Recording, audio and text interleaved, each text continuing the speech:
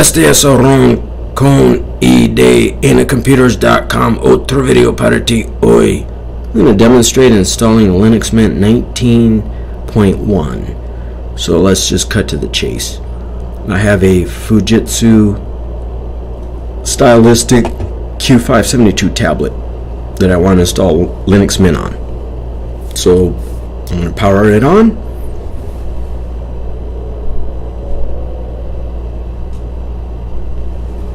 Once you press the power button or turn the power on, you have to hit the F12 key to get to a boot menu.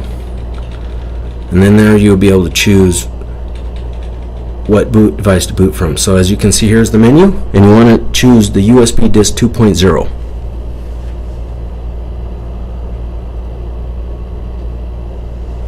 It's option number 4. UEFI doesn't work. Tried it, didn't work. Well, I'd have to go into the BIOS and fuck around with it. I don't feel like it. Alright, so we're going to hit F4, and then it's going to automatically boot, and it's going to boot into the evaluation of Linux Mint. It's actually going to boot it off the flash drive.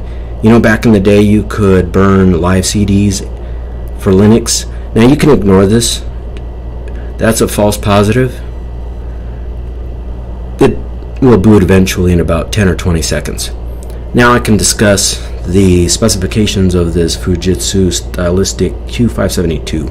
64 gigabytes disk space, 4 gigabytes of random access memory, and it's a dual core. So that is another reason why I am installing. Now it's going to boot Linux Mint, and you can test it. It's a live USB flash drive is what it is.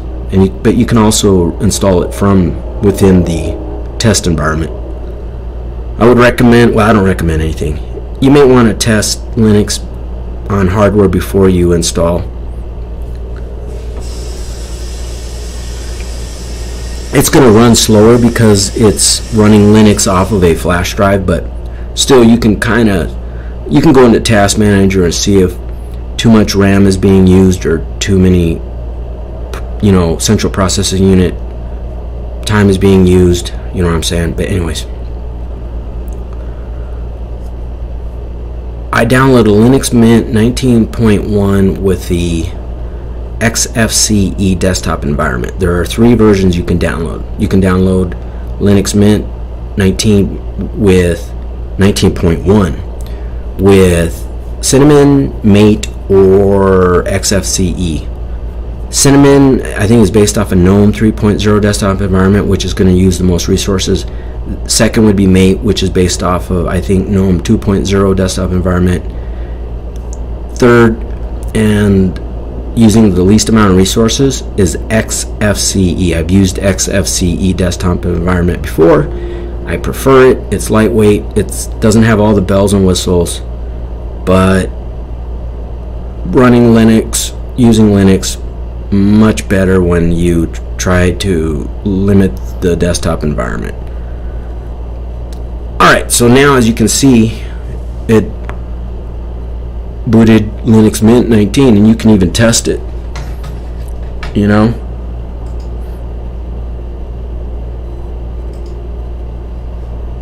It's fully capable. It has a web browser. You can connect to Wi-Fi. You can browse the internet and in test mode. But that's not what the point of this video is.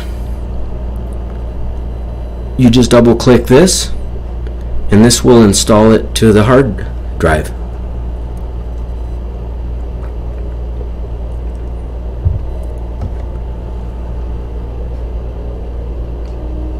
It's not going to be turbo fast because it's the operating system is functioning off the flash drive. On the left hand side you can see the red light flashing. So here is the first install window.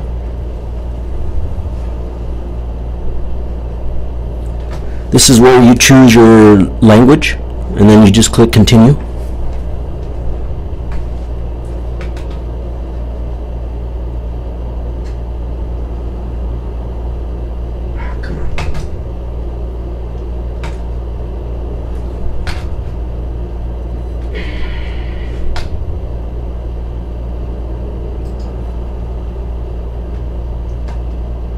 Well,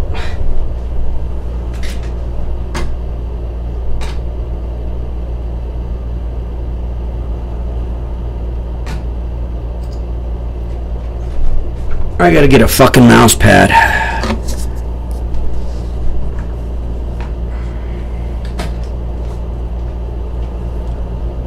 Fucking wasting time fucking around with the goddamn mouse. Alright.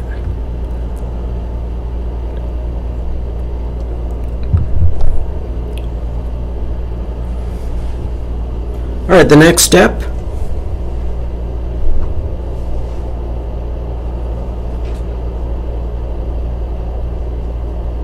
Oh my God.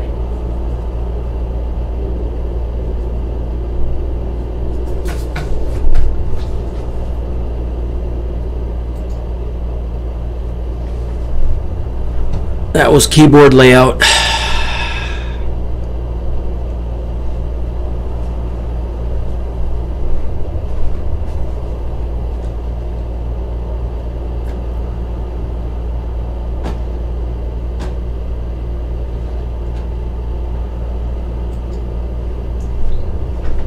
That step was wireless. You can connect to a wireless device, or I think if you were hooked, well, this is a tablet, you can connect to wireless and then you'll download updates, but now I'm just gonna not connect to wireless, and then it'll just install Linux Mint, and then later on I can install any updates that are available.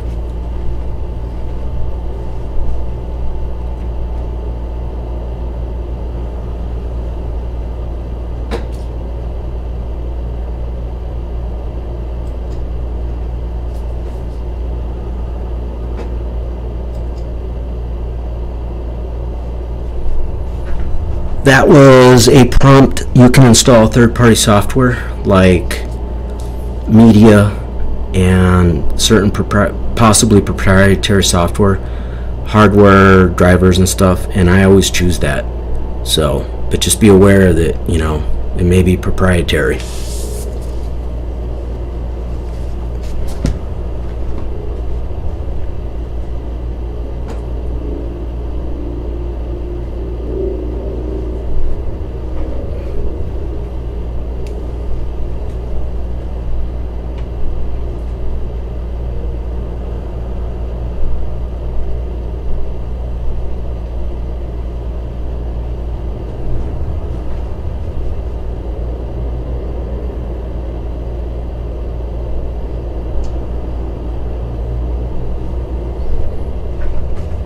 It says the third-party software is for graphics and Wi-Fi hardware. And it says it's preparing.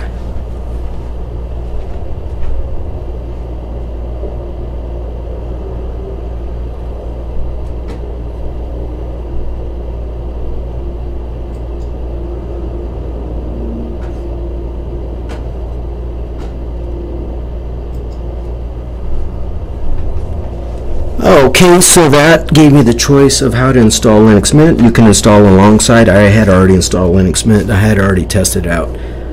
The second option is to erase the partition, and then install a fresh copy of Linux Mint, and that's what I chose. You can also encrypt the file system. I never fuck with that, because if you forget the key, you're fucked. And the reason why it's hard for me to move the mouse is, is because I'm not looking at the tablet like you are. I'm looking at it from reverse. You see where the cursor is at the top? I'm sitting behind there. So I'm sitting the opposite, because of the way this room is configured and the way I had to mount the camera. So I could, you know, videograph something on the table. So that's why it's it's fucking kind of weird for me to try to use the mouse. I'm also using the wall. The mouse pad doesn't work very well. So, but anyways.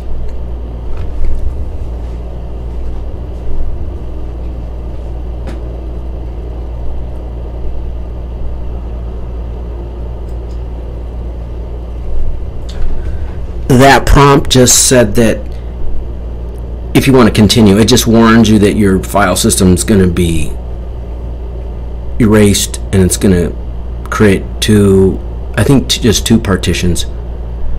The root partition, and then I think the swap partition. Now this is the clock. I think you can change this. You can choose a default, or you can type in what city you're in. So I think I'm just going to choose the default, and then I'm pretty certain I can change the location. It's the location for the time zone.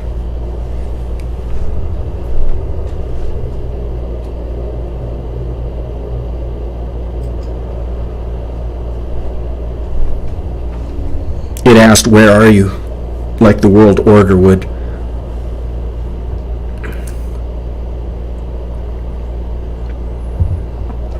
Any other? Okay, here's where you can set a user account. You don't have to put your name. You don't have to put a company name if you don't want to. I don't even think you have to put a password. I'll try that. I think you have to have a username. You have to type a username in lowercase.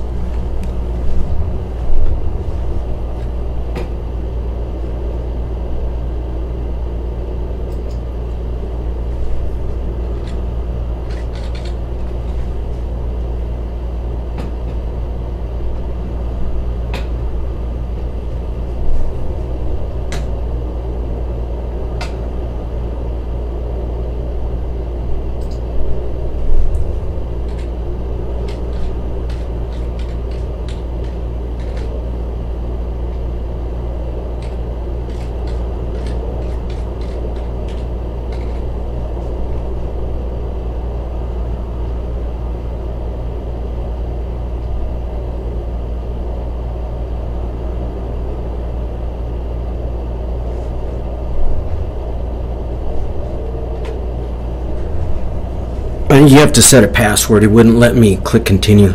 And then also, if you noticed in that, was it continue? Yeah, it should be installing now. Let me check. Again, I'm looking opposite, and I'm on the other side of the table, and so it's not like I can really see that well. I'm using my encoder to watch, but I can't. The tablet is upside down to me.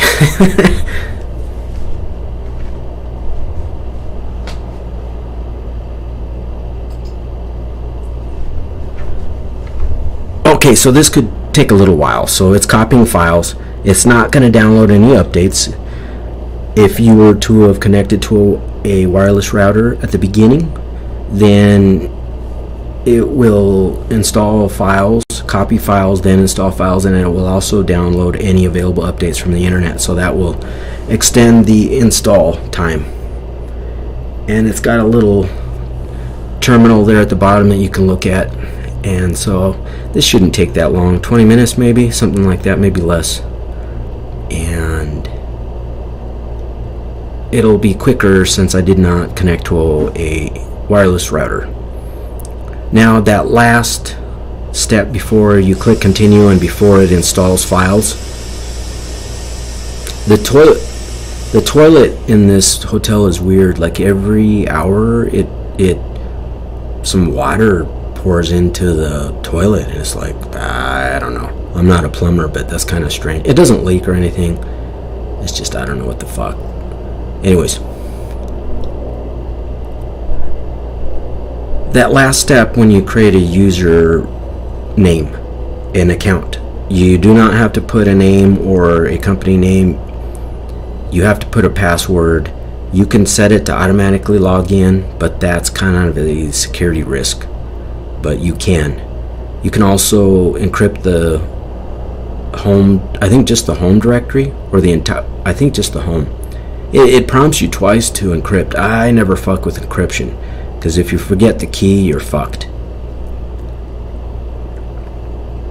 But with Linux, you can encrypt the file system at install. You can encrypt it afterwards, but you can also encrypt during the install.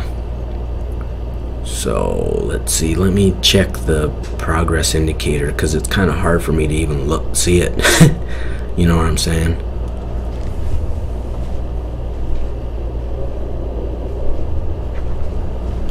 It's moving along pretty well. It'll finish. I think it might just restart. Well, no, I think it prompts you to restart when it's done copying files. So what we can do during that time is I can show you the tablet. I've got Bing here, and let me transition, and we can look up that tablet. Or you know what? Let me make sure something is set first. Okay, so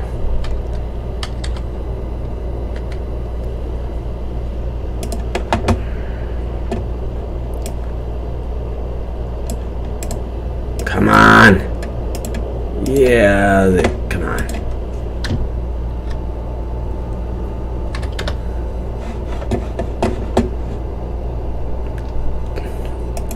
Okay, so here's the tablet that I have, and I'm installing Linux Mint 19.1, and we can look at some images. We'll just go to their corporate website. There it is. That's the tablet that I have. It has, I think, a 10.1 inch screen, and you can use a stylus with it. It didn't come with a stylus. It flips upside down, so it will work in portrait as well as landscape mode. I prefer landscape mode, but you can use portrait and then just turn it 90 degrees and it would kind of look like a big Android or whatever. Let's see, this particular model came originally with Windows 7. As a matter of fact, on the battery, it's either onto the battery or underneath the battery cover is the Windows 7 Certificate of Authenticity sticker, so I could reinstall Windows 7, but it was upgraded to Windows 10. I purchased it from a computer store in Denver, Colorado, and there was a few tools on there that I had never heard of. They were computer tools, but I was like, yeah, who knows what those clowns load. So I just wiped it and reloaded Windows 10, Winblows 10. I had Winblows version 1809 installed, but I just got sick and tired of I don't like Microsoft operating system. So I decided to try out Linux.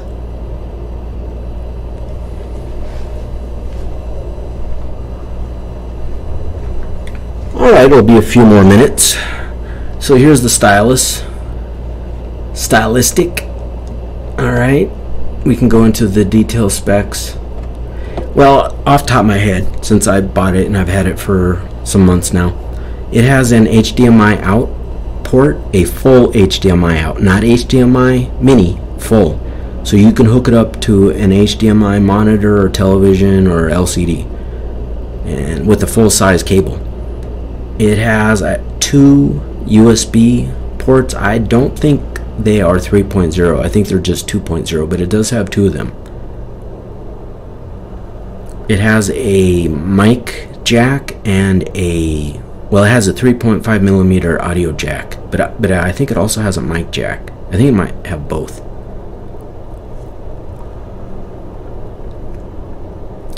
I think you might be able to replace the hard disk. I don't know if you can. I think you might be able to upgrade the memory and hard disk, but I'm not sure yet. So here are some detailed specifications. It's only a dual core. It's AMD processor, 1 gigahertz, 1 megabyte cache. It supports Windows 7 Home Premium Professional, Windows 8 64, Windows 8 Pro 64, but I installed Windows 10 and it ran just fine. It was slow.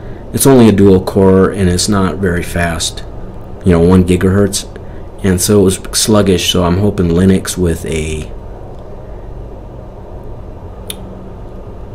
stripped down desktop environment will improve the performance. Memory up to 4 gigabytes of DDR3. I'm not sure if you can upgrade. I haven't taken it apart. I don't want to fuck with it yet. Hard disk, it came with the 64 gigabyte SSD. Now you can install a 256, so I think it's upgradable. Hopefully I think it has 4 gigs of RAM. It might only have 2. I'll have to check that out. But it looks like the maximum support is 4 gigabytes. And the hard disk, I would like to upgrade it. Bluetooth 4.0, battery, nah, 5 hours, that's bullshit. Here's a tip. Whenever original equipment manufacturers brag about their batteries lasting for 5 hours, nah, that's a lie. I'll be blunt, that's a fucking lie. This tablet will not last 5 hours. Now, in context, they might mean when the tablet is in like hibernation mode. But if you're surfing the internet, playing YouTube videos, fuck no. This fucker, when I used it without it plugged in, just running off the battery, would last about 3.5 hours. It did not last 5 hours.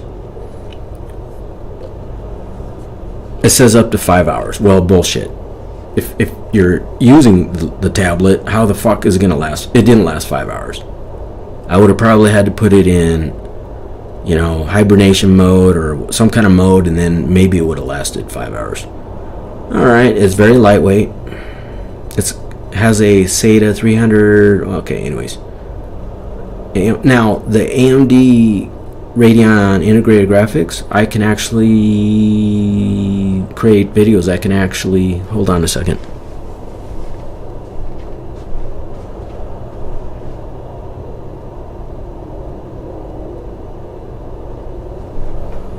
Okay, it's going along with its install.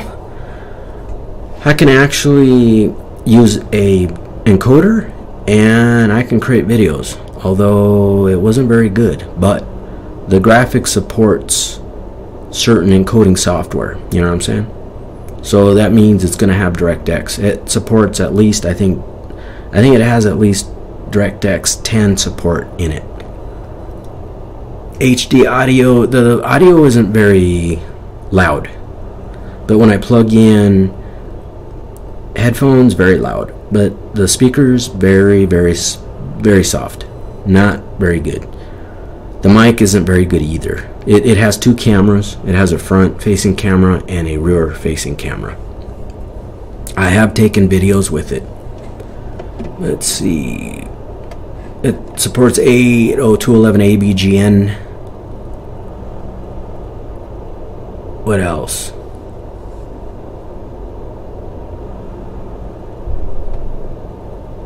It has a SD, SDHCI, and SDMC card slot.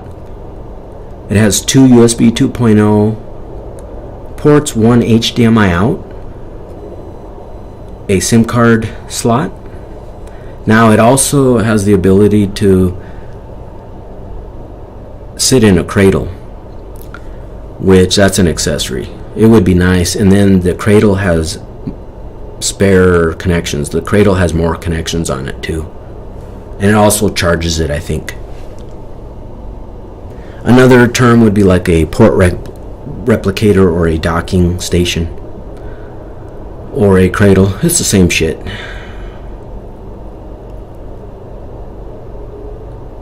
It's got the dumb shit Windows button, the screen rotation button, and a volume adjustment button. But I lock the screen rotation. I hate automatic screen rotation. You know, dumb devices, Androids have an automatic where if you move it, it'll switch from landscape to photograph. You know what I'm saying? I hate that. I always lock it.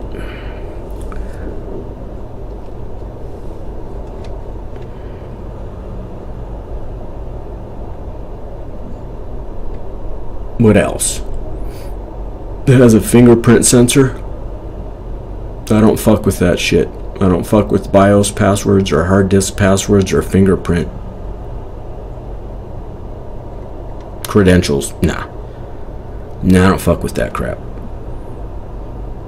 Anything further?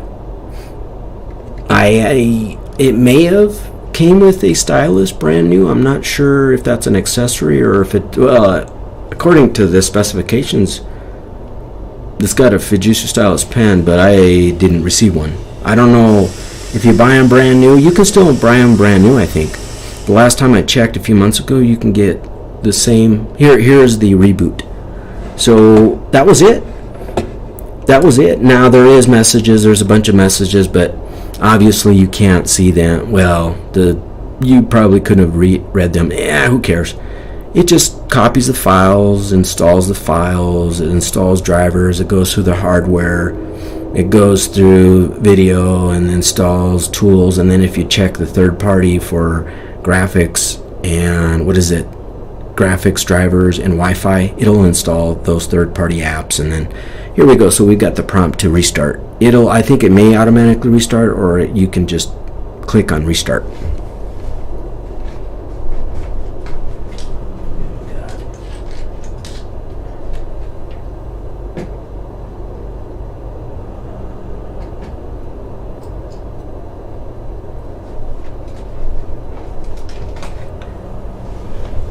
It had a restart now option or continue testing. So I'm not going to test it. I already tested it. My test was about 10 minutes. Not even that. About 5 minutes. I went into Task Manager and looked at the mathematics, the statistics for CPU and random access memory. Random access memory fluctuated around 15 to 20% usage, and then now here's a boot screen.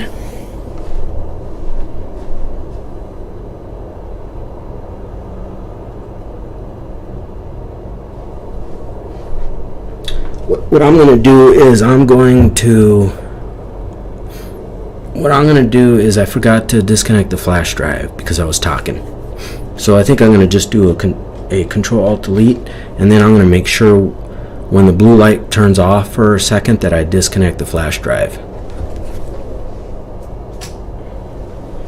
There we go.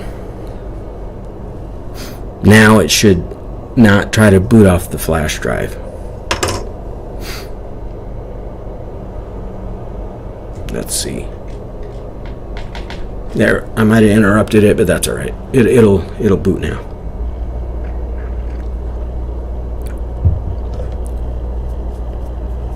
I kind of wish the installations would just shut down. I don't know if they're with Linux. I don't know if there's a shutdown option after you install the operating system, because you want to disconnect the installation media, because a lot of times your computer will try to boot off of it, and so it's just a wasted step. There, it's going to boot now. Now the flash drive is disconnected, obviously, and it's going to boot off the hard drive. There we go. So we're at the login prompt, and that's a pretty decent startup.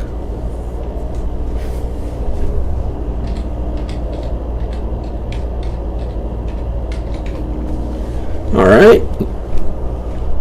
Enter your credentials, and there we go. That was it.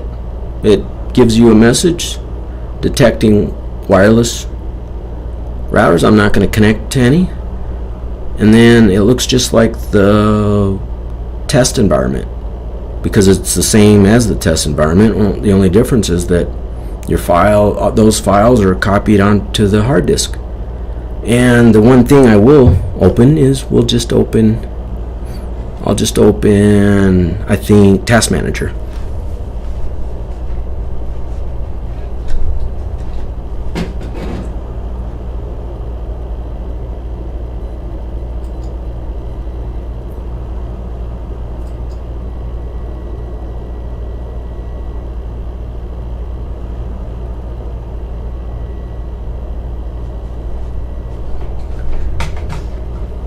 I'm not sure if you can even see it. It has a welcome Linux Mint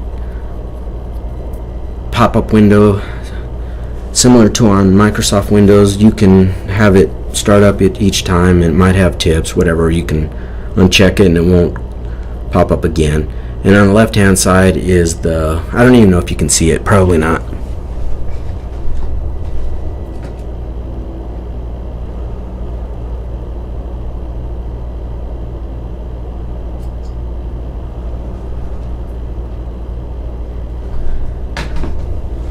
Alright, so the memory is 13%. It's just stagnant at 13%. The CPU is fluctuating a little over 10%, but when I installed it the first time and tested it for like 5 minutes, I connected to a hotel wireless router and I browsed the internet really quick, and it was pretty good. It has Mozilla Firefox installed by default. A lot of Linux distributions by default come with Mozilla Firefox. I'm not a big fan of Mozilla Firefox, but at least it has a web browser. But I browsed to Bing and then YouTube, and it functioned pretty good. Yeah, you can play YouTube videos on this tablet. Now with Windblows, with Microcrap, Microship, Microslop, Windblows 10, certain websites were really slow, like YouTube, and what else? I'm trying to think off the top of my head. I really only used it to work. It's a long story I'm not going to get into, but I needed some kind of device that I could earn income on because I was traveling, and I don't have a laptop, and so I just found this tablet and I was like, well, I'll try it out, and I was actually able to work in my vehicle. You know what I'm saying? And alright, but with Windows 10, the website that I don't know why that closed, but the website that I earn income on ran okay, and I was able to remotely connect into people's computers and fix their problems. But when I tried surfing, like YouTube, you can play YouTube, but boy, and just certain websites.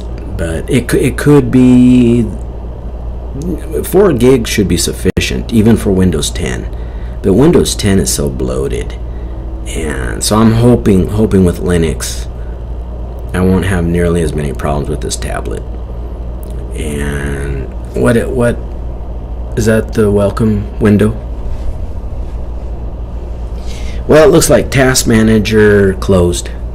I don't know why, but Linux isn't perfect. I'm going to go ahead and load some updates, but that's it. That's my video. That wasn't that long of an install without my commentary. It was at least a half an hour, but you could probably pull it off 20 minutes, 30 minutes. And it's got Linux Mint. So that is my video installing Linux Mint 19.1 on a Fujitsu Stylistic Q572. Adios.